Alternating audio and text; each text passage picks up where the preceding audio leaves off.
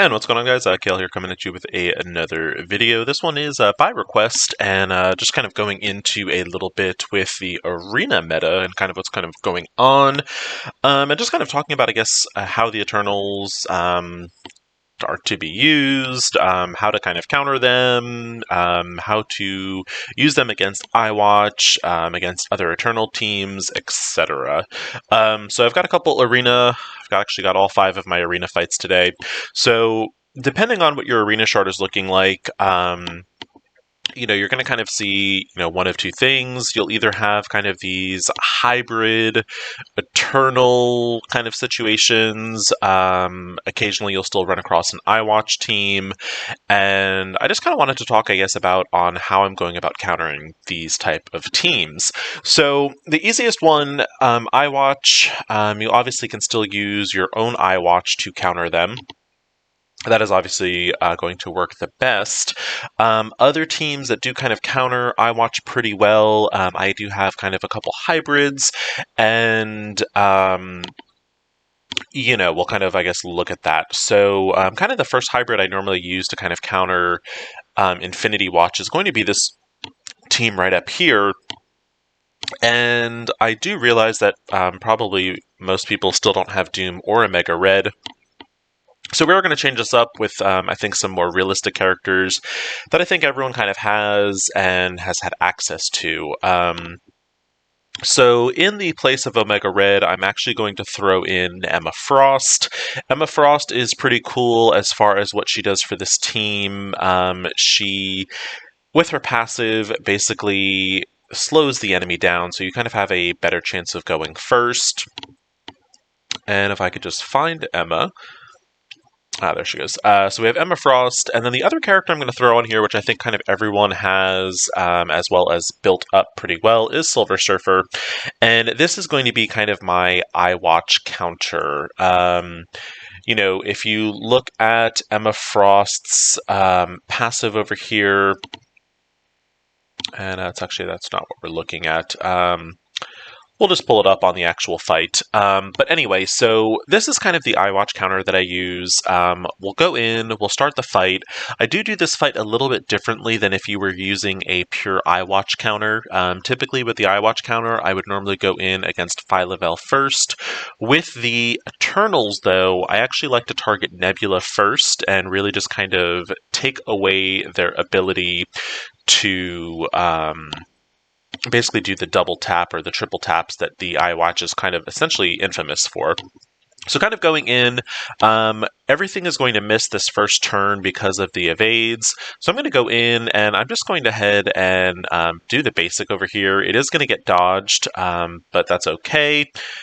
And we're not too worried about it. I then go in, I will ability block Nebula, that way she just kind of isn't doing her thing anymore, and also if you'll notice, that got rid of all of the counters on the other Iwatch members, and I don't know why I said counters, that's not what I was thinking of, it's actually the parries or the evades.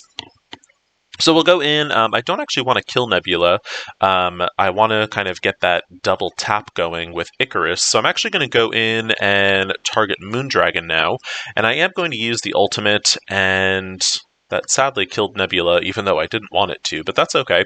We'll go in with the ultimate over here just to kind of get some serious damage out on the field. She has immunity, so it's not going to remove that. We'll then go in with Emma's special, and it basically would cause slow for anyone that does not have immunity. So in this case, basically Gamora and Nebula.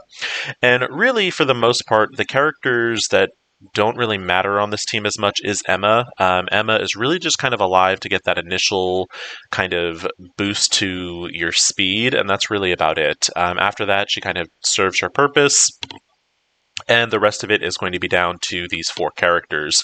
So we'll go ahead and use Icarus's ultimate. We'll get the flip going on their positive effects. At this point, Moondragon is just about dead, but we are going to go ahead and again stun Nebula and kind of stop those double taps or the triple taps from going on. And at this point, the enemy is kind of mostly gone. So we'll go through with Kestrel's special. As you can see, we have eliminated Nebula. And we have lost our Surfer, which again, that's okay as well. Really, the kind of key members on this team are the Eternals, and really the other three are kind of there just to take some hits. At this point, the match is over. It doesn't matter who I target at this point. Eternals can. Even if Kestrel was not here, they could kind of two-man this. So really, I'm kind of just cleaning up at this point. And then we'll go in, we will just go ahead and finish off Adam just because he's already rezzed once. And honestly, I wasn't paying attention and I don't know if Gamora has rezzed. But yeah, so that's kind of, I guess, how I go about this fight. It's not overly strategic and it's really not anything that you kind of need to really, I guess, focus on all that much. You can kind of just go in initially with Icarus's ultimate right off the bat. There is kind of an issue currently with Icarus's ultimate, and kind of where the community is not really sure if it's a bug or if it's just as intended. But basically, if you happen to kill Gamora, Nebula, or Adam Warlock with the ultimate, it will trigger Icarus to do the ultimate again. However, whatever character he killed, he won't hit. And I think this might have to do with the way Iwatch actually reses with their mechanics, is when they res, they don't have their full health quite yet, and I think that might be why, they're not resing and then getting hit, if that makes sense. I tried to kind of do that in the fight, but it didn't happen, so I could talk about it a little bit more. But anyway, let's kind of look at some of our other iWatch kind of situation, or not iWatch, our other kind of Eternal hybrids that I've got going on. So you're going to kind of see some of the other common ones are going to be ones that have Doom, and occasionally you'll see like a low-key Emma kind of situation with Doom. Now there's an easy way to counter this one. This one is going to be kind of speed dependent, and basically what you want to do is you kind of want to stop Doom from ulting. And you do this by being faster. The faster your team, the more turns you get versus them. So the way you can kind of counteract this is the Eternal Speed Team, as I kind of call it, and I think as other people are calling it as well. So if you look down here, we have my Eternal Speed Team, and I have Loki, I have Emma, I have Omega Red, and then the Eternals. Now, again, I know that is not probably an option for everyone with Omega Red, so the alternative to that is going to be the Baron Zemo Speed Team. Now, the idea behind this is you just ability block Doom, and then you kind of go about the fight kind of as normal. So we'll go in real quick. Now with Loki, the benefit to having Loki is he is going to give speed up to Mystic Controllers, which is what Cersei is, and the benefit to that is with Cersei going first, Zemo will go first regardless, but with Zemo going first, Cersei, we kind of had bad luck there where he got ability blocked. But what we would then do is on Zemo's turn, we would then go in and pop the ultimate and ability block Doom. But we're going to try to just kind of nuke them down and see if we're able to do that. We did get one kill there. We got 2 kills there. The problem here now is with Doom. So typically I do like to have my Zemo go first. If that does happen, that fight would have gone a lot smoother. As you saw here, we kind of are going to wipe out on this one, and it's just a matter of kind of the turn meter. So with my Zemo kind of not going first, I basically lost out on that coin flip.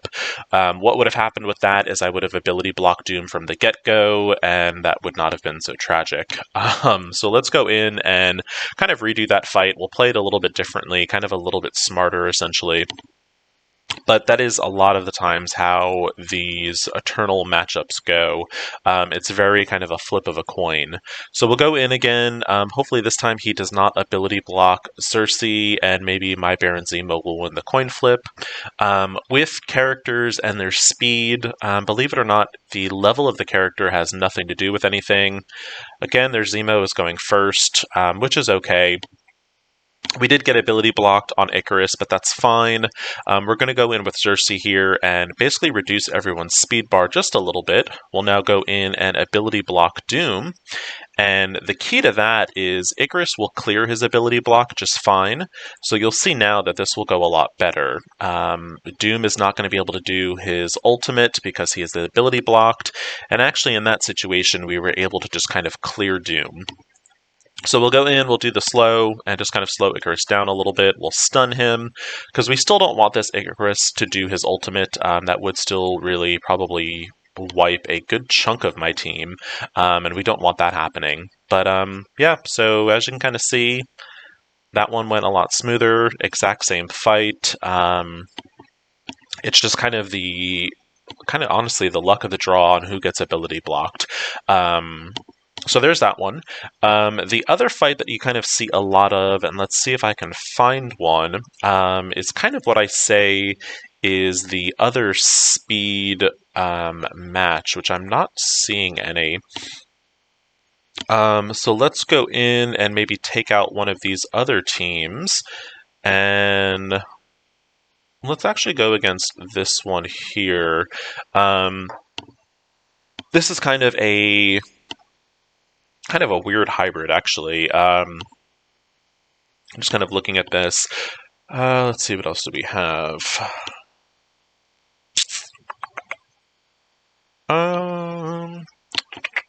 Let's see.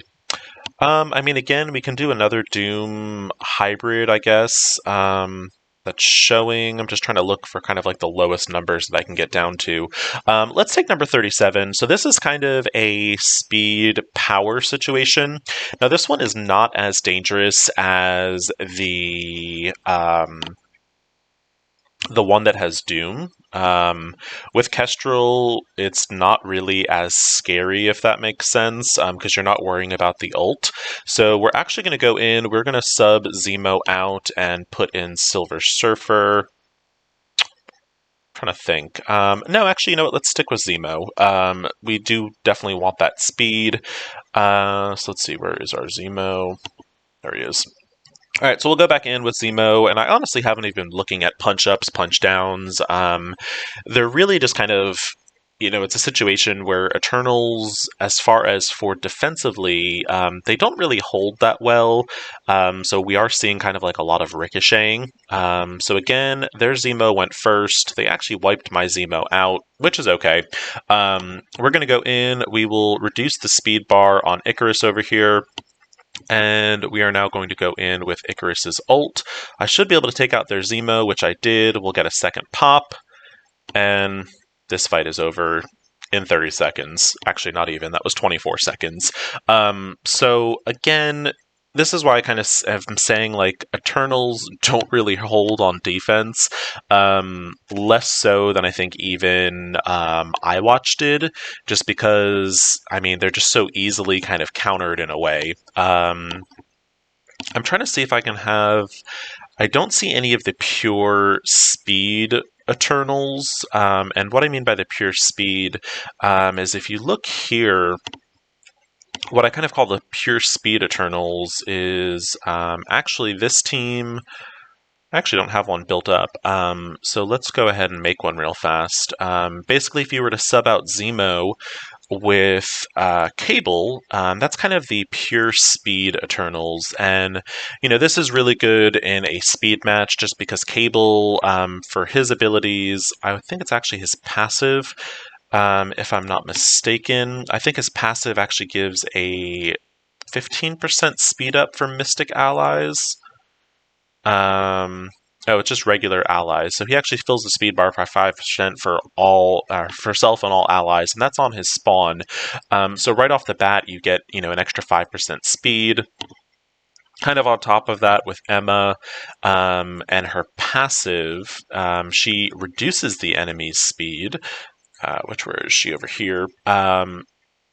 So she actually applies 10% down to minus 10% speed to all enemies. So basically your enemy's speed is being reduced by 10%. Cable is giving 5% for everyone. And then also with Loki's passive, I believe it's 15% that he gives to Mystic controllers. So basically, with the pure speed team, what's happening is you're essentially ensuring that your team goes first, and that's just from spawn in. So basically, your Cersei has an increased speed of 20%, and then everyone else has 5%, while Emma is reducing it by 10% to her enemies. So if we can go in there, let me see if I can find that team again. All right, we have lost that team. But we'll go in with this one over here. So this is kind of a speed hybrid with Zemo.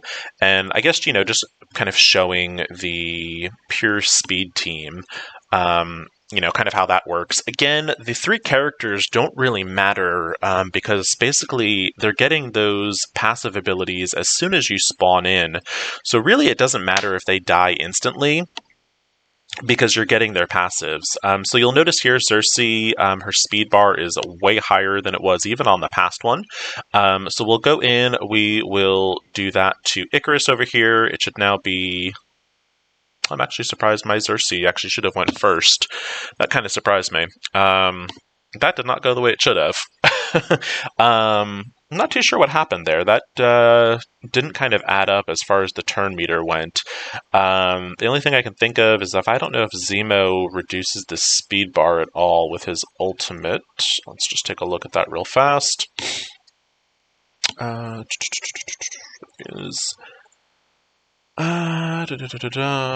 he applies slow for 2 turns. So that's actually what ended up happening and why my Cersei didn't go first. So again, that's kind of a situation of bad RNG. But anyway, typically in a normal fashion, that speed team would be going first. So let's see if we can find a non-Z-mode one. We'll do this one without the Loki. Now, the only thing I don't like about the speed team is obviously they are a lot squishier. So if the enemy Icarus does go, you're pretty much done, because the 3 characters are almost certainly going to die, especially since I don't really have a very big Cable. I don't really have a big Loki. Emma is fairly big just from her DD4 days. But anywho, so we have already lost... what's his face? We've already lost Cable over here. We'll try to slow down her over there. And our Icarus is gone, so this should be a done deal. And let's see. We will now slow down Icarus a little bit. And keep him slowed. And this should be kind of a done deal, assuming he doesn't kill everyone with his attack. Let's see. Alright, Cersei's going, so we can stun, and this fight should be over. But yeah, so this is kind of the speed team. I think they are kind of maybe the least reliable of the other teams, and honestly, I like it better, the Zemo hybrid speed. So basically, in place of Cable, I like having Zemo there. Now, if you happen to see the speed team on defense, which I don't think many people are using, they're actually really easily countered with OG Iwatch, and Iwatch counters the speed team really easily. But anyway, so I do want to do one more Iwatch fight, because that was how this video, I think, kind of came to be. And I can certainly kind of go into more details, I guess, if people have more interest in watching the Eternals fight. But again, we will go in with the kind of hybrid team, which I don't have default saved, just because that's not the one I typically use, but I think it's the one that's kind of easiest available to people. So again, we'll go in with Emma Frost, as well as Silver Surfer and Kestrel. And again, if your Emma Frost isn't too big, it's fine. Emma is really just there for her passive ability and to give that kind of speed down. So that's pretty much just about it. But anyway... kind of going in, and we'll wrap this video up with where I kind of am in Arena. If y'all do have any additional questions about kind of the Eternals in Arena, certainly happy to answer that or even do additional videos. With this one, we're just going to go ahead and do the ultimate and get rid of all of these evades pretty much off everyone except Nebula.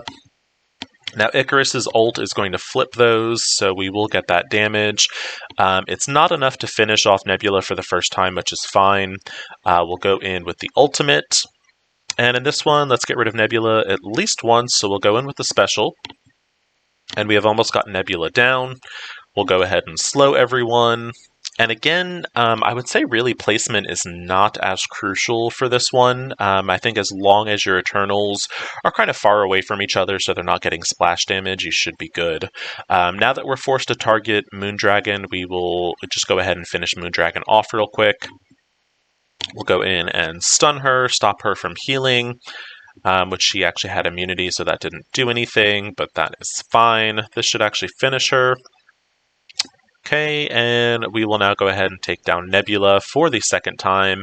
And honestly, at that point, you could actually pretty much slap this on auto, and you'd probably be fine. Like I said, you might lose, Emma Frost and Surfer, but they're not really crucial to this team. They're just kind of there. Emma's gone, which is fine.